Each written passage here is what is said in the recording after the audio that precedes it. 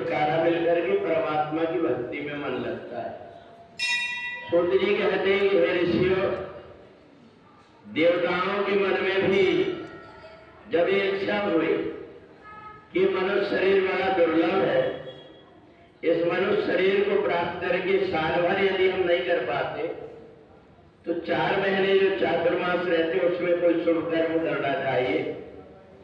तो उन्होंने भगवान नारायण से पूछा। भगवान नारायण कहते कि देखो, 33 कोटि देवी और देवता सब अपना निराकार रूप में व्यवस्थित हो जाते हैं और मृत्युलोक में जो भी हमारे पूजन करेगा उसको हजारों वर्ष तपस्या करने से, यज्ञ जाप करने से जो पुण्य होता है वो पुण्य प्राप्त हो जाए। और जैसे आप देख रहे हैं, ऐसे पिंड के रूप में ऊपर पिंड में देवता विराजमान हो गए और नीचे जलहरी में देवियां विराजमान हो गई।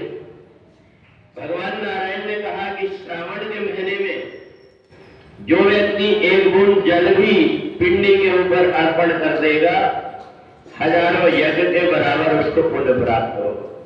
तो इसलिए शिव पुराण में एक कथा आती है कि जो भी व्यक्ति जाने अनजाने में भी 1 बूंद जल अगर शिव जी के ऊपर चढ़ा देता है, हर हर महादेव कह करके, तो उसके सब प्रकार के दुख दारिद्र्य से छूट जाता है।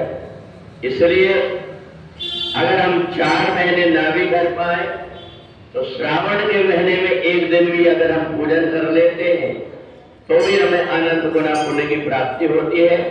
तो इसलिए कम समय में और भगवान शिव का पूजन, जो कुछ भी सामग्री है, अगर सामग्री नहीं भी है तो 2 बूंद जल छोड़ करके हर हर महादेव जो कहता है उसके सब प्रकार के संकट दूर होकर के और भगवान के चरणों में उसका मन लगता है। बोलिए सच्चिदानंद भगवान की।